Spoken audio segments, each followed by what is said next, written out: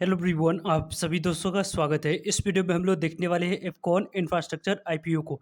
Afcon infrastructure IPO की आज आखिरी दिन अप्लाई करने के लिए समय रखा गया था। तो डे 3 की समाप्ति के बाद डे 3 की सब्सक्रिप्शन स्टेटस किस तरीके से कितनी हम लोगों को देखने को मिल रही है और ग्रे मार्केट प्रीमियम में किस तरीके से कितनी हलचल यहाँ पर देखने को मिला है और आखिरी घंटों में जो क्यूआईबी ने अपने कैटेगरी को सब्सक्राइब किया है उसके अकॉर्डिंग क्या कुछ यहाँ पर लिस्टिंग मिलने की चांस आपको बनती हुई देखने को मिल सकती है नहीं, इनके बारे में इस वीडियो में डिटेल्स में बात करने वाले हैं। सो वीडियो को अंत तक देखिएगा और ऐसे ही daily IPO, grey market premium और स्टॉक स्पेसिफिक अपडेट के लिए चैनल को सब्सक्राइब कर लीजिए। साथ ही कमेंट्स में टेलीग्राम ग्रुप का लिंक दिया गया है, वहाँ भी जुड़ सकते हैं टाइमली अपडेट के लिए।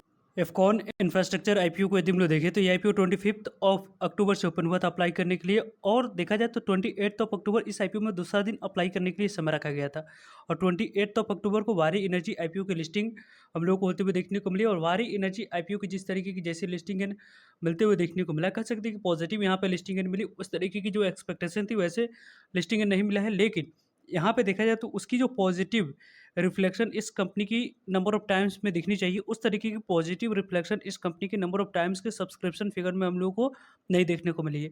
उसकी क्या कुछ वजह रही है उसको आगे हम लोग डिस्कस करेंगे, लेकिन इस आईपीओ में आज आखिरी दिन अप्लाई करने के लिए समय रखा गया था। यदि आपने यूपीआई आईडी का यूज़ किया था तो 5 पीएम तक यदि आप मैंडेट एक्सेप्ट कर लिए हैं तो यहाँ पे आपको एप्लीकेशन मिलते हुए देखने को मिल जाएगी और नेट बैंकिंग और आसपा का यूज़ कर रहे होंगे तो 5 पीएम से पहले आपको कट ऑफ टाइमिंग दिया गया रहा होगा। 4 बजे से या 3 बजे से पहले यहाँ पे कट ऑफ टाइमिंग रही होगी अलग अलग बैंक की तरफ से, उससे पहले आप लोगों ने अप्लाई कर दिया होगा, ऐसी एक्सपेक्टेशन है। कंपनी को यदि हम लोग देखें तो यहाँ पे अप्लाई करते समय जो कंपनी की कट ऑफ प्राइस ₹463 अप्लाई करते समय सेलेक्ट करना था, उसी कट ऑफ प्राइस पर यहाँ पे अलॉटमेंट मिलने वाली है, क्योंकि ओवर सब्सक्रिप्शन इस आईपीओ में हो चुकी है और इसी कट ऑफ प्राइस पे ₹463 पे आपको 32 इक्विटी शेयर मिनिमम इस आईपीओ में एक लॉट अप्लाई करते समय यहाँ पे सेलेक्ट किए होंगे तो जाकर इस आईपीओ में अलॉटमेंट मिलते हुए देखने को मिलेगी। वैसे देखा जाए तो इस आईपीओ में मैक्सिमम जितने भी रिटेलर्स इस आईपीओ में अप्लाई किए हुए 90% के यहाँ पे अलॉटमेंट मिलते हुए देखने को मिलेगी। टोटल इशू साइज इस कंपनी को यदि हम लोग देखें तो 5,430 करोड़ की इसकी टोटल इशू साइज हम लोग को देखने को मिले। इस इशू साइज में यदि हम लोग डिस्कस करते हैं तो 1250 करोड़ की इस कंपनी की फ्रेश इशू, कंपनी के पास सिर्फ और सिर्फ 5430 करोड़ में से 1250 करोड़ पैसे कंपनी के पास जाने वाली और 4180 करोड़ ऑफर फॉर शेयर के माध्यम से प्रमोटर्स और एग्जिस्टिंग शेयर होल्डर्स अपने स्टेक को सेल कर रहे हैं। लेकिन उनके द्वारा अपने स्टेक को सेल करते समय जो वैल्यूएशन की यहाँ पे देखा जाए तो स्कोप छोड़ी जानी चाहिए थी लिस्टिंग इनके लिए, स्कोप उस तरीके की वैसे स्कोप नहीं छोड़ने की वजह से इस आईपीओ की उस तरीके की बेहतरीन नंबर ऑफ टाइम्स के अकॉर्डिंग सब्सक्रिप्शन फिगर हम लोगों को देखने को नहीं मिली है। वैसे भी देखा जाए तो इस कंपनी को यदि हम लोग देखें तो लगभग इस कंपनी के बारे में यदि हम लोग बात करते हैं तो इस कंपनी के रिलेटेड यदि हम लोग देखें तो बुक बिल्ड इस आईपीओ है, बीएसई एनएसई दोनों जगह पर कंपनी की लिस्टिंग होगी। रही बात इस टोटल इशू साइज के डिस्ट्रीब्यूशन की तो लगभग 29%, लगभग 29.85% की बात करते हैं तो एंकर इन्वेस्टर को शेयर एलोकेट करने के लिए रखा गया था, ऑलरेडी यहाँ पे एलोकेट हो चुकी है। आने वाले समय में लगभग 20% शेयर, लगभग देखा जाए 2,33,47,000 इक्विटी ऑफ शेयर क्यूआईबी को एलोकेट करा जाएगा। एचएनआई कैटेगरी की बात करें तो यहाँ पे 1,75,00,000 इक्विटी ऑफ शेयर 15% यहाँ पे एलोकेट होने की प्लानिंग चल रही है। बिग एचएनआई कैटेगरी के पास 10% शेयर जाते हुए देखने को मिलेगी और देखा जाए तो इस कंपनी के बारे में बात करते हैं तो स्मॉल एचएनआई कैटेगरी के पास 5% शेयर जाएगी और रिटेलर्स कैटेगरी के पास लगभग 35% शेयर जाते हुए देखने को मिलेगी। यहाँ पे देखा जाए तो एम्प्लॉय कैटेगरी के पास 0.51% शेयर जाते हुए देखने को मिलेगा टोटल। इस कंपनी में यदि आपने 25 ऑफ अक्टूबर हो या 28 ऑफ अक्टूबर या 29 ऑफ अक्टूबर इन 3 डेट में से किसी भी डेट को यदि आपने अप्लाई किया है तो यहाँ पे आपके लिए कल का डेट 13 ऑफ अक्टूबर की बात करते हैं तो अलॉटमेंट मिली या नहीं उसके बारे में इन्फॉर्मेशन मिल जाएगी। नहीं मिलने पर 31 ऑफ अक्टूबर को ही पैसे रिफंड कर दिए जाएंगे। आपको अलॉटमेंट नहीं मिलते हैं तो 31 ऑफ अक्टूबर को ही डीमेट अकाउंट में शेयर को क्रेडिट करा जाएगा। और वैसे लिस्टिंग की बात करते हैं तो कंपनी की लिस्टिंग आपको यहाँ पे देखा जाए तो बीएसई एनएसई दोनों जगह पर होने वाली है। आज की डेट की रिस्पॉन्स की बात करते हैं तो एंकर इन्वेस्टर को ऑलरेडी यहाँ पे 3,50,21,597 इक्विटी शेयर ऑफर किया गया था और 3,50,00,000 एक यहाँ पे देखा जाए 3,50,21,597 equity of share already anchor investor को एलोकेट किया जा चुका है। कितने करोड़ तक की वैल्यू की 1621 करोड़ तक की वैल्यू की एंकर इन्वेस्टर को शेयर एलोकेट करी जा चुकी है।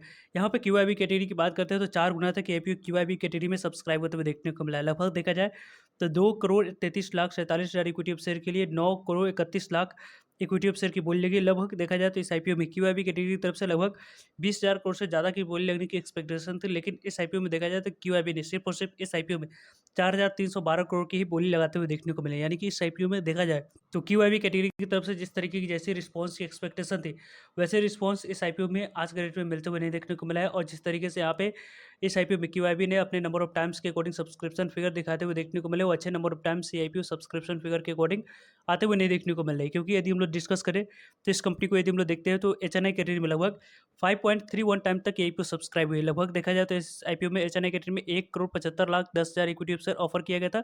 उसके लिए 9,30,30,000 इक्विटी ऑफ शेयर की बोली लगी है। लगभग 4,307 करोड़ की बोली लेने की वजह से आईपीओ 5 गुना से ज़्यादा सब्सक्राइब होते हुए देखने को मिल रही है। देखा जाए तो इस आईपीओ में 5 गुना से ज़्यादा ये आईपीओ एचएनआई कैटेगरी में सब्सक्राइब हुई है। लेकिन इस आईपीओ में देखा जाए तो सबसे ज़्यादा बिग एचएनआई कैटेगरी यानी कि 10 लाख से ऊपर वाले एप्लीकेशन की यहाँ पे बोली लगते हुए देखने को मिले। 6.63 टाइम तक ये आईपीओ सब्सक्राइब हुई है। बिग एचएनआई कैटेगरी में लगभग देखा जाए तो ये आईपीओ 1,16,73,000 इक्विटी शेयर ऑफर किया गया था। उसके लिए देखा जाए तो 7,74,00,000 इक्विटी शेयर की बोली लगी है। लगभग अकॉर्डिंग टू यदि हम लोग बात करें तो 3,585 करोड़ की बोली लेने की वजह से आईपीओ 7 गुना तक, साढ़े 6 गुना तक बिग एचएनआई कैटेगरी में सब्सक्राइब होते हुए देखने को मिली है। देखा जाए तो बिग एचएनआई कैटेगरी में साढ़े 6 गुना तक आईपीओ सब्सक्राइब होते हुए देखने को मिला है। जिस तरीके की जैसी यहाँ पे रिस्पॉन्स रही वो अच्छी रिस्पॉन्स रही है।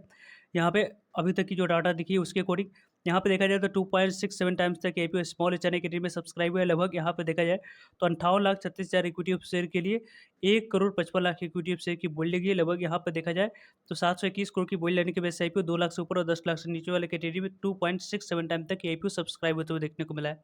यहाँ पे देखा जाए तो इस आईपीओ के बारे में बात करते हैं तो लगभग रिटेलर्स ने पूरी तरीके से अपने ओवरऑल कैटेगरी को सब्सक्राइब करते हुए देखने को मिले। 0.99 टाइम तक आईपीओ सब्सक्राइब हो चुकी है। यानी कि इस आईपीओ में रिटेलर्स जितने भी डीमैट अकाउंट्स है, जितने भी लॉट एप्लीकेशन यहाँ पे लगाए हैं, उनको यहाँ पे उतने लॉट की अलॉटमेंट मिलते हुए देखने को मिल जाएगी यदि किसी भी तरह की कोई भी मिस्टेक नहीं किया गया होगा तो।